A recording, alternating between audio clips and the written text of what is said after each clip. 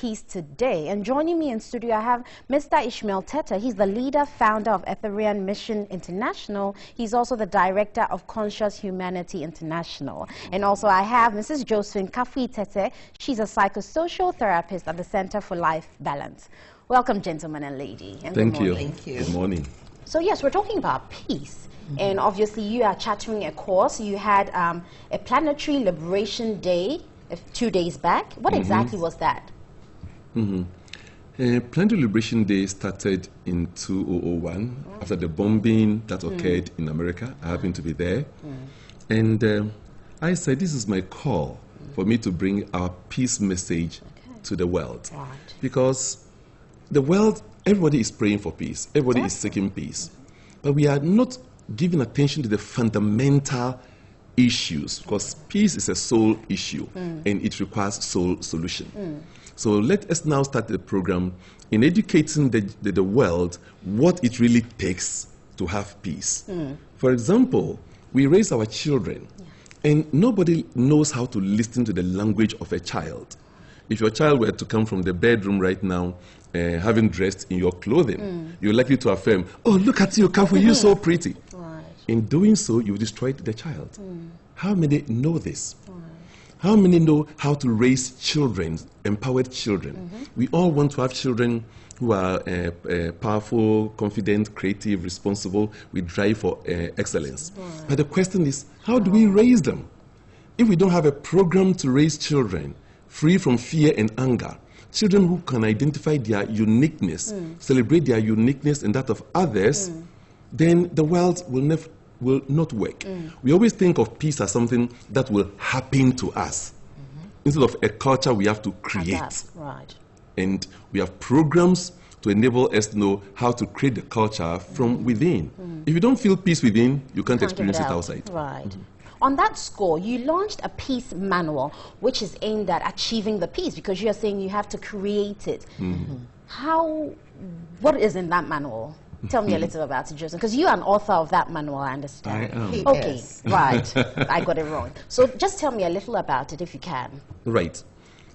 The manual is bringing forward 3 fundamental things we need in the world to have peace. Those of you who are involved with Scripture says, without vision, the people perish. And every psychologist, and she's a psychologist, know that without vision, the people perish. Yeah. So you need to have a vision of what you want to experience. What is the world that we want to have? What is the Ghana we want to have? Until we can have a clear vision of what peace even is like. What does it look like? What does it smell, taste? What does it feel like? Until we have such a world, we can't enroll people into it. We must describe it, be able to let anyone see that, this is what we could have. Right. This is a possibility. Okay. And in fact, the whole world, recently when we posted materials on Facebook, somebody said, world peace will be possible when every human being dies. And that tells you that there's a frustration. Nobody sees the possibility. I recall I was in the US when I had my peace talk, and there was lots of questions, and I said, listen, in my world, in my lifetime, I've seen the Cold War between the East and the West dissolved. In my lifetime, I've seen the Berlin Wall come down. In my lifetime, I've seen apartheid dismantled. Right. In my lifetime, I've seen the man of color in the White House.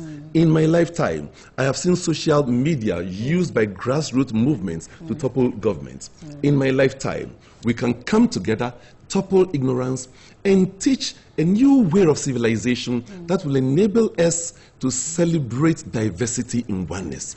And there are ways of doing this. There definitely are ways. Joseph, let me tap from your knowledge as a psychosocial therapist. You know, in this current dispensation, in our generation, we've heard of Boko Haram, we know of fights here and there, Togo unrest. I mean, in Ghana ourselves, we have the Nkonya Alavanyo fights, and there's unrest everywhere. You must have read the book. What is the practical, is it practical enough for us? Do we think in our lifetime we will see peace being possible? Just as Brother Ishmael has spoken, the people without vision, they perish. Right.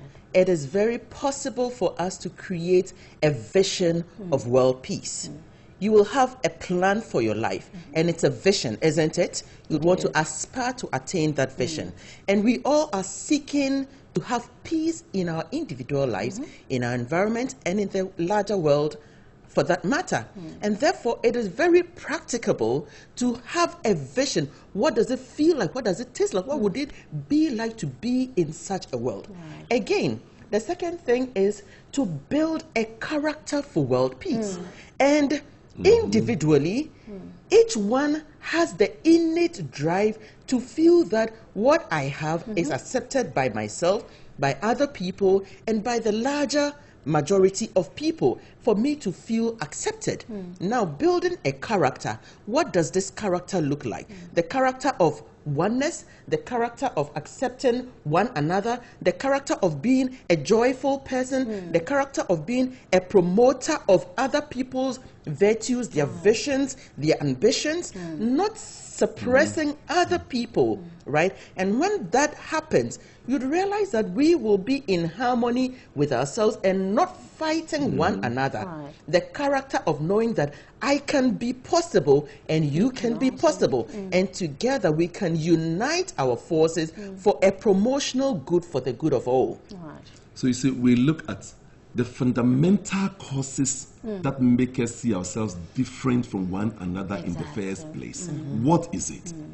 I've asked many people and nobody has the answer, but we have the answer. That's why we say we have the formula for world peace. For example, you see, it's so easy. What makes us see ourselves different from one another? The answer is our senses.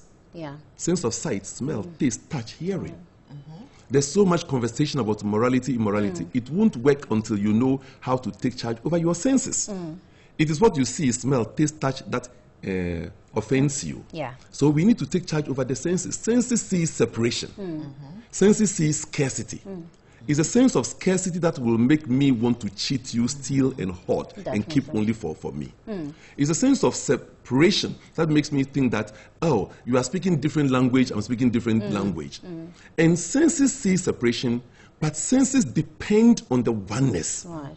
And until we bring senses to realize that your dependence is on oneness, our sense, I mean the sense of sight, smell, taste, touch and hearing, we ignore them. Nobody knows that these are forces ruling the individual.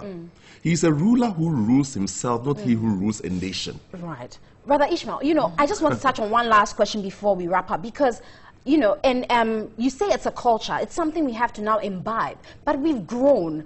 It's difficult to teach an old dog new tricks. We know that. Will we say we failed this generation, and so we look forward to the next generation to start with them? When we say world peace in our lifetime, it's actually a metaphor that in your lifetime, tell yourself that is the legacy I am going to leave behind. Right. I'm going to leave a legacy of peace, love, and joy for my children and my children's children. Then you begin to do something about it now. Actively. The next person says, in my lifetime. When we are in the consciousness of, in my lifetime, I will see a unified world in which everyone is a catalyst that is activating and promoting the innate good in one another.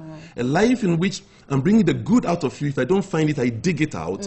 When we are all passionate about such a world, we can see the possibility, we can create it. And definitely we see that passion, right? The people you're talking about, world peace, it's achievable, it's possible in your lifetime. It's only if you make up your mind to do so. I've been speaking to Brother Ishmael Tete and Mrs. Josephine Kafi Tete. Thank you so much. We'll take a break. We'll be back. Stay with us.